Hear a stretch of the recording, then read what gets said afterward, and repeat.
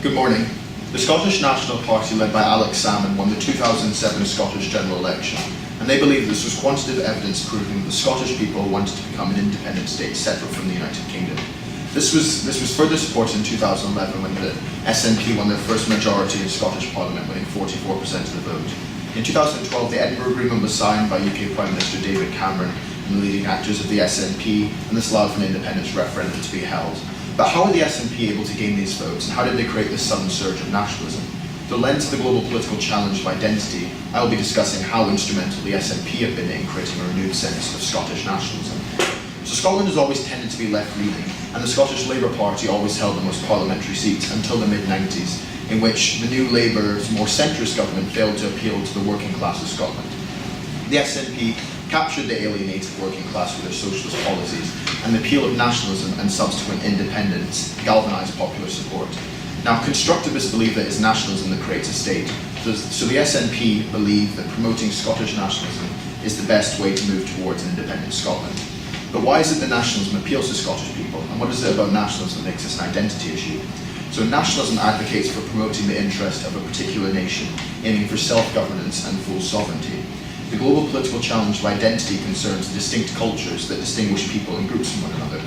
Now, clearly in Scotland there's a large proportion of people who feel culturally different to the rest of the United Kingdom, whether it be hallmark features of Scottish culture, Robbie Burns, William Wallace's defeat of the English in the 1200s, haggis, whiskey, kilt, the accent. There's clearly a difference, and the SNP utilises this to surge Scottish people to seek self-determination and the opportunity to form their own state based off the nationalistic attitudes of their population. Now, this can be considered civic nationalism, which promotes ideas of inclusiveness, universalism, national sovereignty, and cultural diversity, which are the socio-democratic policies the SNP advocates for. Now, the SNP have galvanised this popular support to further their political aims, and believe they now have the legitimacy from the votes in the general election and from Westminster in the form of the Edinburgh Agreement to call for a referendum and create an independent Scottish state. Now, because this issue concerns nationalism and separatism, which is the act of separating from a larger state based off social, economic and political factors, sovereignty is a key issue to consider. Now, the SNP believe they have the legitimacy based off the conditions for state sovereignty in the 1933 Montevideo Convention to create independent Scotland. Now, sovereign rights are basically saying that a country can do whatever they want within their own borders. And the SNP believe that everything within Scotland's borders are Scotland's sovereign right rather than the United Kingdom's. Now, this shows the realist foundations of the SNP. They value the state as the highest priority, and for them, Scotland is the highest priority. So for the Scottish National Party, Scotland's a fully independent sovereign state is their highest priority. But why is it that Scottish people want to separate from the rest of the United Kingdom? So the SNP and approximately 44% of the Scottish people are pro-independent, which means that they want to separate from the rest of the United Kingdom. The first reason is because of unfair political representation. So the SNP and some Scottish people believe that their interests are suppressed at Westminster. And this is the same argument made by other nationalist parties in the UK, such as Plaid Cymru in Wales and Sinn Féin in Northern Ireland. And the SNP believe that the Scottish people should seek self-determination and create their own state. Alex Salmond, who was the leader of the Scottish National Party at the time, said that Scotland should be run by their own working class. The second reason is because of the disarmament of Trident, which is the UK's nuclear weapons programme. So the UK government spend approximately £25 billion each year on their nuclear weapons. And the SNP argue that this money could be put towards education, health and transport instead of their military. Now, liberalists believe in a reduced military role, and this shows the liberalist attitude to the Scottish National Party and their move from hard power in the form of military to soft power in spreading culture and ideas, and that would be spreading Scottish culture. And this is also links to the international representation. So Scotland want the interests of Scotland to be spread internationally, and if Scotland were to become an independent state, they would become likely a member of the United Nations, European Union, and NATO as well. And the final reason is the popular catchphrase in the 1970s was "It's Scotland's oil," referencing the oil boom in the North Sea. So Scotland believe that a fully independent state would have full sovereignty over the oil within the North Sea, and obviously this would boost Scotland's own national economy.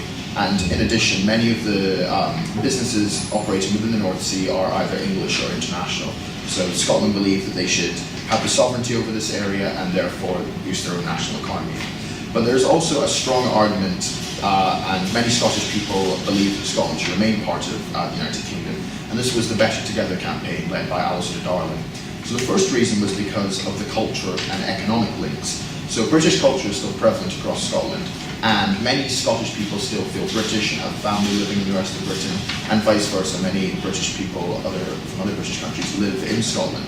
So, and many people have family links. So there was a poll by the Guardian in which 19% of people in Scotland feel British rather than Scottish or Scottish-British. And considering the recent surge in nationalism, this is a staggeringly high statistic. The second reason is statistics have proven that if Scotland were to remain part of the United Kingdom, they therefore have a more globalised and robust economy. So obviously for Scotland's own national economy, this is better. Thirdly, other statistics have proven that public spending would be very unsustainable after a yes vote was called and Scotland become independent, without taxes being raised, which would be incredibly unpopular for many Scottish people who wouldn't want to see taxes raised. And the fourth argument is also because there's been very little argument over currency. So because Scotland would be leaving the United Kingdom, they would no longer be able to use the pound or the sterling. So they would likely adopt the euro because they would join the European Union, but this would be quite unpopular across Scotland because of how unstable the euro has been in the 21st century. So there's been a strong political and social divide across Scotland because of the independence referendum being called. So as a nation, the SNP have politically divided Scotland. So they control Holyrood, which is the Scottish Parliament, and along with the Green Party and a few smaller socialist parties, they're the only ones who support independence. Now, all the other major political parties in Scotland, remaining the Conservatives, Labour and Liberal Democrats, they support Scotland remaining part of the United Kingdom. So there's a clear 50-50 split.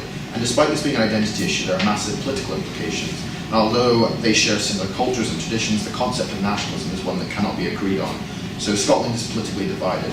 There's also been a strong social impact. So polls around the time indicated a fairly equal split. So society in Scotland was completely divided on whether they should become independent or remain part of the United Kingdom. So there were numerous protests, notably in Glasgow, where unionists who supported Scotland remaining part of the United Kingdom aimed Nazi symbols at Scottish constabulary. And the police had to separate the yes and no voters. So it not only showed that Scotland is divided, but there are massive social implications of a yes vote. So international reaction to the announcement of the independence referendum on the 21st of March 2013 has generally been quite mixed. So although some states have praised Scotland, praised the United Kingdom for allowing Scotland to have an independence referendum, calling it liberal and democratic, many states rely on the relational power of the United Kingdom.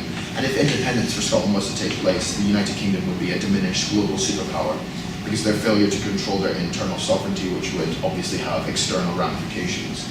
Now, former US President Barack Obama said at the 2014 G7 summit that he wished that Scotland remained part of the United Kingdom, calling the United Kingdom and Scotland as part of it a strong, robust, united and effective partner.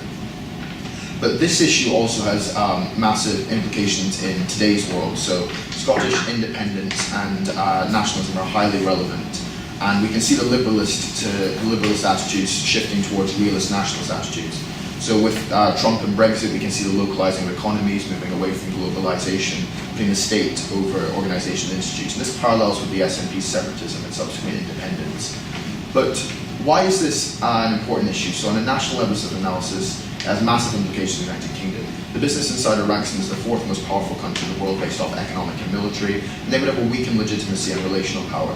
The UK's position as a key exporter of oil and fish would be under threat as the North Sea would claim Scottish sovereignty. And if Scotland were allowed to leave sovereignty, Plaid Cymru in Wales and Sinn Féin in Northern Ireland would also be allowed to leave democratic seats. So you're looking at the collapse of the United Kingdom. And if Scotland had voted yes, it would have added to the legitimacy of Catalonia and the Kurds who seek independence through nationalism. So the implications are not just national, but international. But ultimately, in 2014, Scotland did vote to remain part of the United Kingdom, and it added to the legitimacy of Prime Minister David Cameron, which took a massive risk in sanctioning independence, but he was successful in reinstating Westminster's position in Scotland and Scotland's position in the United Kingdom. Now, there are talks of a second independence referendum, and the key arguments of that are over Brexit. So 62% of the Scottish people voted for Scotland to remain part of the European Union, but because of the votes in the rest of the United Kingdom, Scotland were forced to leave. So the SNP say they weren't given their fair say because the overall decision was to leave.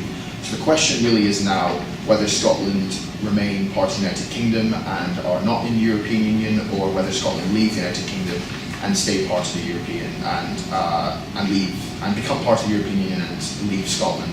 So if we link it back to identity, it really depends on whether the Scottish people feel British and European, feel Scottish and British, or Scottish and European. Thank you.